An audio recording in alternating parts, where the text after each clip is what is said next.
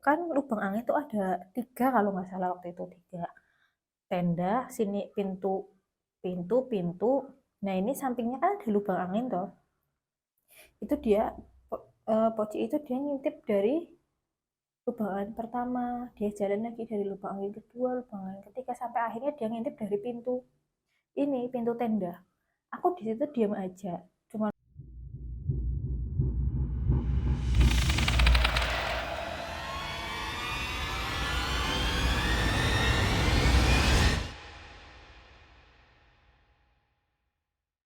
Assalamualaikum warahmatullahi wabarakatuh. Kembali lagi di channel ini dengan saya Delona Adelia. Ya. Kali ini aku akan menceritakan pengalamanku sendiri waktu aku kelas 2 SMA. Aku lupa di tahun berapa aku berada kelas 2 SMA ya. Kelas 2 SMA ya. Di kelas 2 SMA ini aku melaksanakan tugas dari sekolah. Kayak aku nggak bisa sebutin nama ininya apa, nama pelaksanaannya apa ya, tapi nama ininya apa. Cuman itu kita kayak kemah gitu 3 hari 2 malam tuh itu 3 hari 2 malam di buat tempat. Karena ini wajib ya, dari sekolah itu wajib, karena kalau nggak ikut itu dulu bisa nggak naik kelas, karena itu salah satu syarat untuk menaikkan kelas gitu. Nah, pada waktu kita melaksanakan tugas dari sekolah ini, kita camping satu angkatan kita berangkat naik truk. Nah, kebetulan waktu itu aku lagi sakit habis kecelakaan.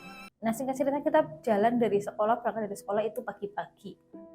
Kita berangkat sampai sana siang, semuanya normal. Kita menjalankan aktivitas, anak-anak pada ya beraktivitas, cuman aku kan karena keadaan posisiku memang lagi nggak enak badan gitu, lagi sakit semua badanku, jadi aku nggak ikut aktivitas. Aku ada di tenda apa ya namanya, tenda darurat.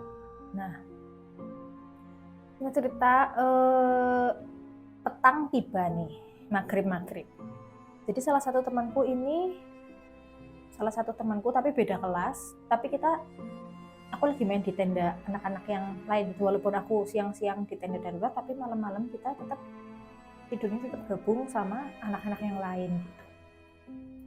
Nah, waktu itu maghrib, azan berkumandang. Salah satu temanku ini, sebut aja namanya Wati, beda jurusan, beda kelas sama aku, dengar suara azan itu kupingnya panas. Jadi dia tuh nutupin kuping tuh sambil nangis gitu. Akhirnya dikerumunin sama teman-teman yang lain, sama guru-guru juga yang lagi ada di situ, dikerumunin. Jadi keterangannya itu karena dia nggak pakai kalung pemberian dari neneknya.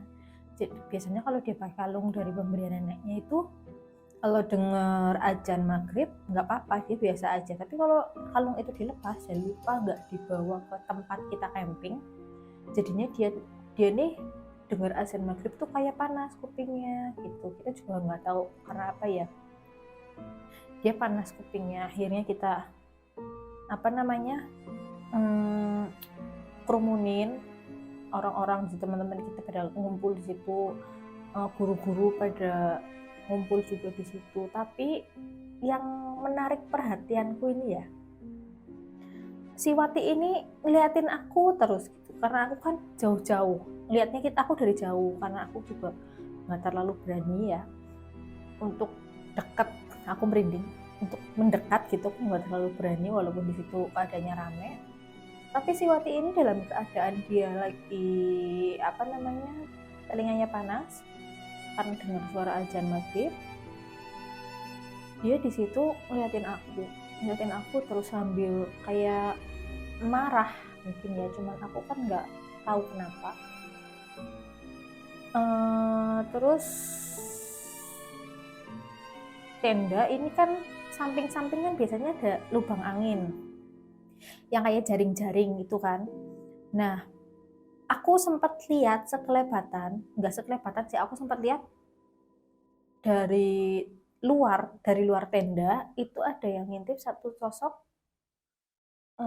kayak poci gitu ya, satu sosok aktif aja. Jadi dia kan lubang angin itu ada 3 kalau nggak salah waktu itu, 3 tenda, sini pintu pintu pintu. Nah ini sampingnya kan ada lubang angin toh, itu dia poci itu dia ngintip dari lubang angin pertama, dia jalan lagi dari lubang angin kedua, lubang angin ketiga, sampai akhirnya dia ngintip dari pintu tenda. Aku di situ diam aja, cuman aku pikirku kan aku halusinasi karena habis ada kejadian temanku ini teriak-teriak nangis-nangis karena dengar azan maghrib. Tapi ada salah satu temanku juga, namanya sebut aja si Neneng, tiba-tiba dia dari tenda lari ke tenda darurat, nemuin pembina kita.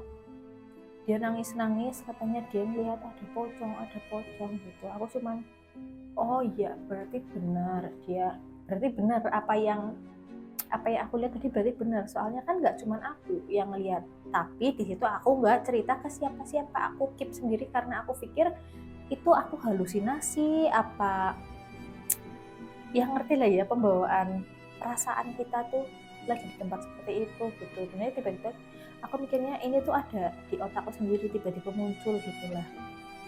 Ternyata salah satu temanku juga ini juga melihat sampai dia dari tenda teman-teman tuh dia lari ke tenda darurat gitu.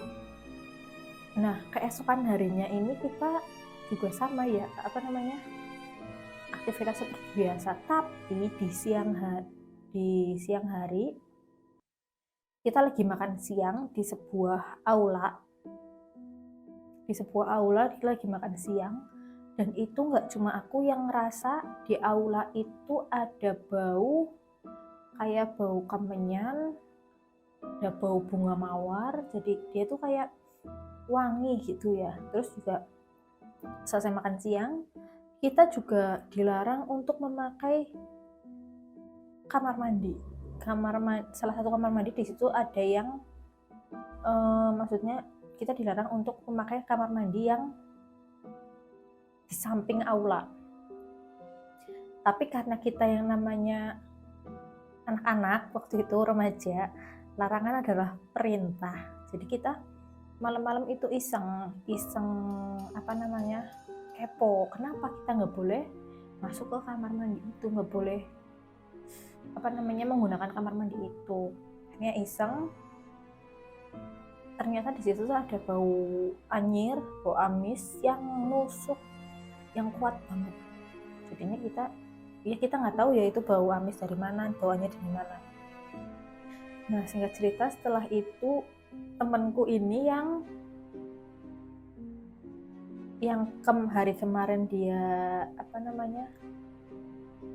hari kemarin dia kepanasan kupingnya gara-gara dengar suara azan. Esokan harinya itu kan akhirnya tidur di tenda darurat sama aku. Akhirnya aku juga tidur di tenda darurat waktu itu, karena aku tuh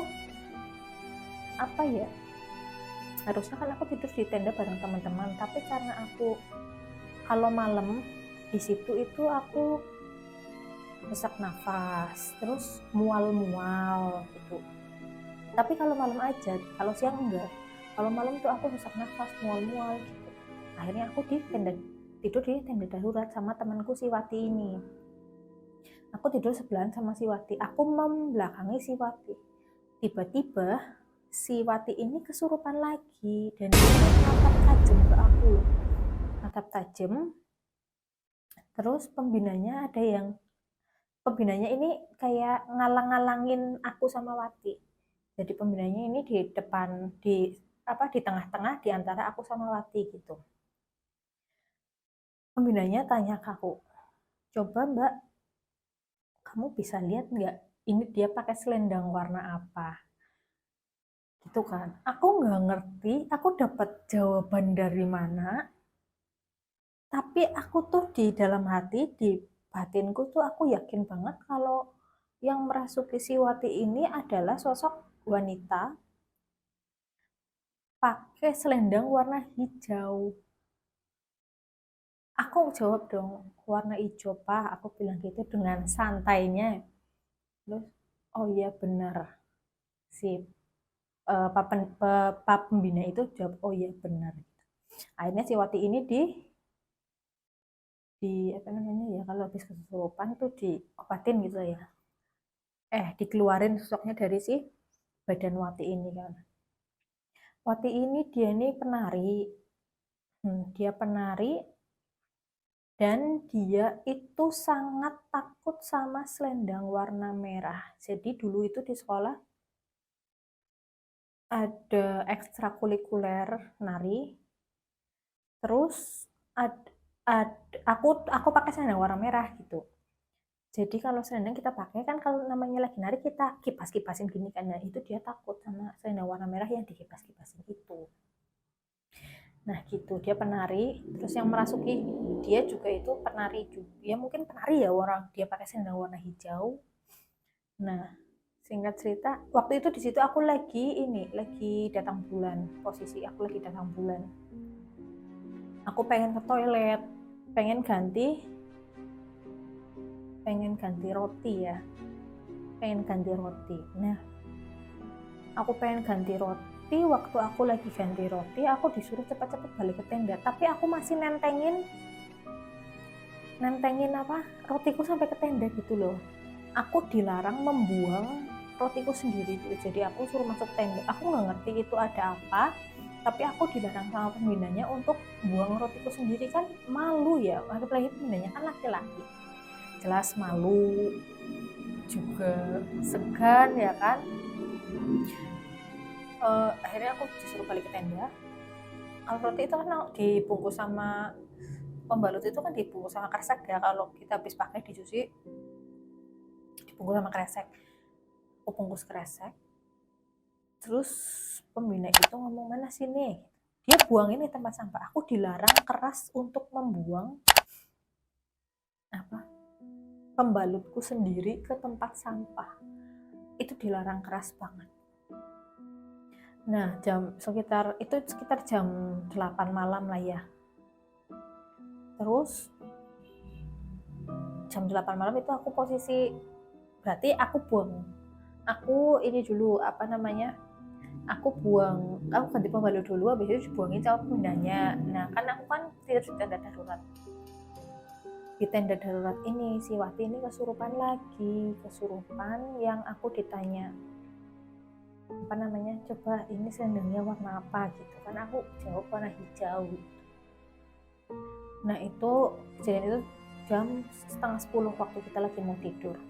Nah singkat cerita, keesokan harinya nih, malam terakhir berarti 4 hari 3 malam. Malam terakhir ada lagi temanku kesurupan lagi, tapi ini memang temanku yang satu ini yang kesurupan terakhir ini memang dia sering banget kesurupan. Nggak di sekolah, nggak di rumah, nggak di tempat manapun yang menurut kita tuh memang angker gitu, memang dia ini sering banget kesurupan gitu ya. Kalau kata orang-orang tuh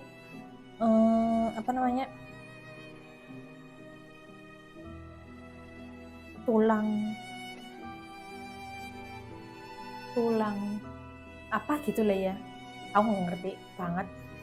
Nah itu dia tuh sering banget kesurupan, nangis gejol gitu lah. Gejol tuh apa ya, rontak gitu lah intinya. Akhirnya ditenangin. Terus malam-malam sekitar jam 10 aku lagi ada kegiatan yang namanya jerit malam. Waktu itu karena aku kondisinya lagi tidak memungkinkan untuk ikut jerit malam, jadinya aku nggak ikut dan duduk di halaman tenda darurat sama ada beberapa pembina. Tapi di situ aku ngerasa tuh di situ tuh rame, kayak banyak kegiatan, kayak banyak anak-anak lagi pada berangkat sekolah, apalagi main, terus ada banyak ibu-ibu jualan di pasar gitu. Aku tuh ngerasanya tuh ya rame aja gitu, seperti biasa ya, dadaku sesek, terus apa namanya, kepengen muntah, mual-mual gitu ya. Cuman aku nggak ngerti kenapa, mungkin pembinanya ini lebih paham aku kenapa jadinya aku nih ditemenin, diajak ngobrol. Intinya pembina ini nih nggak ngebiarin aku buat bengong gitu. Apalagi di sana kan ada patung kalau misalnya aku lewat ke situ, dadaku ini lebih apa ya, lebih sesek banget gitu. Ini kita udah sesek nih kalau malam hari, tapi kalau kita ngelewatin patung itu, kita berdiri di daerah patung itu, dada kita tuh bakal lebih sesek lagi gitu, kayak napasnya itu kita tuh kayak berat. Ya itulah kejadian-kejadian yang ada di perkemahan kita pada waktu itu.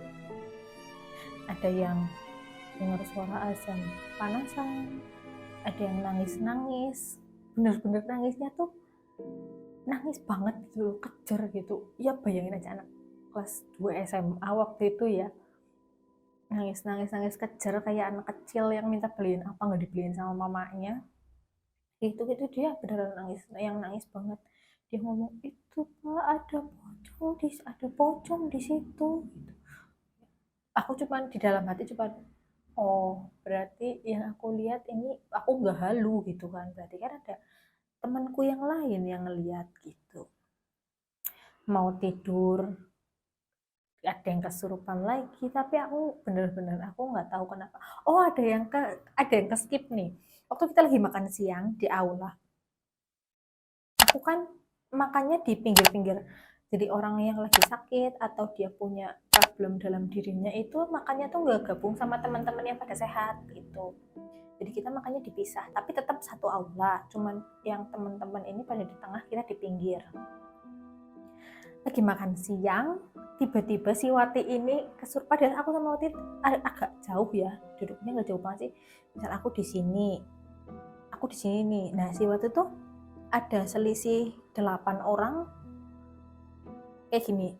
Nah aku duduk di sini, si Wati di sini gitu loh. Tiba-tiba dia kesurupan lagi, tapi dia tuh mau ngejar aku. Aku nggak ngerti kenapa ya, bener-bener aku nggak ngerti. Aku pengen tanya, cuman kita kontaknya nggak pernah kontak kan, memang kita nggak terlalu dekat karena ya memang udah satu beda kelas juga ya, kita beda kelas aja, jadi kita kenal cuman kita nggak akrab. Jadi kalau misalnya kita mau tanya-tanya kan nggak enak. Nah si Wati ini lagi makan siang, tiba-tiba dia kesurupan dan dia mau ngejar aku. Akhirnya dia dipegangin sama teman-temannya, sama pembinanya. Aku takut dong, akhirnya aku pindah makan di tenda darurat. Bener-bener dia mau ngejar aku, terus tatapannya tuh sambil marah. Aku nggak ngerti kenapa setiap waktu kesurupan ini dia tuh lihat aku, tapi tatapan dia tuh marah gitu, kayak orang marah, kayak aku bentrok sama dia. Cuman aku nggak ngerti kenapa ya, coba yang jelasin gitu. Aku masih bingung sampai sekarang kenapa dia kalau kesurupan tuh selalu tatapannya marah sama aku. Bahkan yang lagi makan siang ini pun dia mau ngejar aku, tapi untungnya kan dipegangin sama teman-temannya, dipegangin sama pembinanya juga. Jadi aku akhirnya pindah makan di mana, di tenda darurat.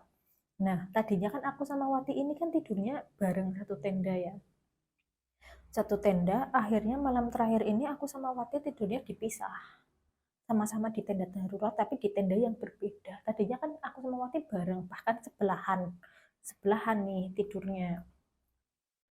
Tapi yang sempat Wati kesurupan lagi nih, aku ditanya selendangnya warna apa.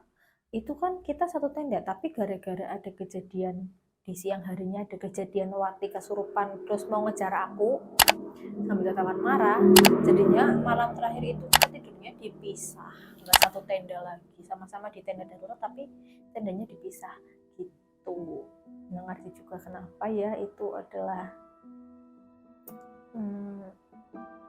pengalaman yang cukup berkesan buat aku. Bahkan aku pengen ngulangin lagi gitu, maksudnya kita ngulangin lagi, kita bareng-bareng sama teman-teman ke sana gitu. Kalau dulu kan aku masih takut-takut ya, kalau kata orang tuaku itu dulu dari aku SMP SD sampai aku SMA ini aku memang sedikit peka. Maksudnya aku enggak peka banget yang bisa komunikasi, bisa apa namanya, bisa ngelihat dengan detail gitu tuh enggak. Cuman aku kayak kalau misalnya aku lagi jalan-jalan lewatin tempat angker, itu aku perasaanku tuh kayak sesak nafas, mual, pusing, itu pasti selalu kayak gitu. Tapi sekarang sih alhamdulillah aku udah jarang banget kayak gitu. Sekarang bahkan udah hampir nggak pernah kayak gitu. Jadi itu sebuah pengalaman yang buat aku pribadi cukup berkesan, nggak bisa dilupain, karena ya memang kayak gitu kan nggak bisa diulang lagi ya, kebersamaan sama teman-teman gitu ya. Cukup berkesan ya, walaupun cerita nggak enak nih ya. Berarti itu kan tadi problemnya itu ada, yaitu tadi si Wati kupingnya panas, dia kesurupan 3 kali, berarti dari malam pertama, malam kedua, malam ketiga dia kesurupan terus ada si Neneng, dia nangis-nangis ngeliat pocong. Ada satu lagi namanya yang kesurupan kita panggil aja namanya Mara ya. Si Mara ini kesurupan sampai dia benar-benar teriak-teriak, berontak, tapi nggak tahu kenapa dia kesurupan, tapi dia nggak mau ngomong gitu loh. Kalau si Wati ini kesurupannya kan cuman diem, paling menggeram, terus marah, tapi si Wati ini kesurupannya dia marah tapi nggak berontak, nggak teriak-teriak. Beda sama si Amar ini, si siapa, Amar aja ya. Si Amar ini cewek semua ya, betul, yang ini yang kesurupan itu. Aku juga nggak tahu kenapa si pembina ini nih, dia orang bisa ya, jadi dia orang bisa, dia juga yang nyembuhin teman-temanku pada kesurupan semuanya, tapi dia juga yang melarang aku buat buang pembalutku sendiri di tong sampah. Nggak tahu kenapa juga itu aku dilarang membuang pembalutku sendiri di tong sampah. Jadi udah sini bapak aja yang buangin, nggak usah pak, saya aja, jadi dekat di situ. Enggak, sini kamu nggak usah bapak. Ya sudah, akhirnya pembalut aku waktu itu buangin, tapi aku nggak tahu alasannya kenapa. Jadi begitu ceritanya waktu aku kelas 2 SMA. Mungkin itu kayaknya pengalaman terakhir deh aku kena gangguan. Enggak ding, bukan terakhir, masih ada lagi. Itu adalah pengalamanku waktu aku kelas 2 SMA. Menarik gak?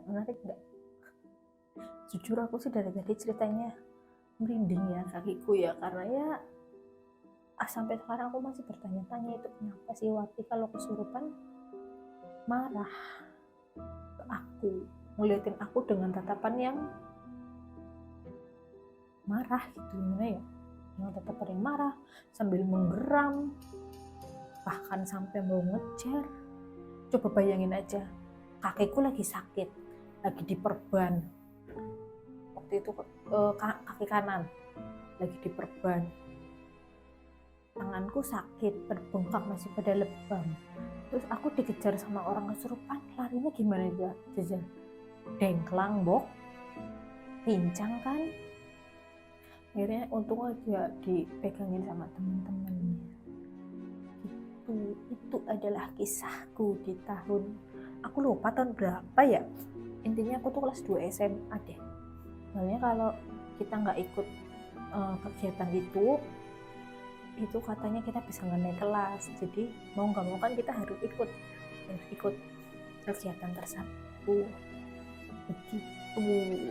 Kalau kalian ada cerita lagi camping sama kayak aku, lagi camping, lagi kemah, apa lagi ngapain gitu yang seru-seru, kalian boleh kirim email atau kirim DM ke email sama ke Instagram aku. Nanti aku ceritain di sini, apa kalian mau jadi narasumber di sini, boleh banget, nanti kita atur jadwalnya. Oke, mungkin itu aja cerita dari kisahku, segmen kisahku kali ini.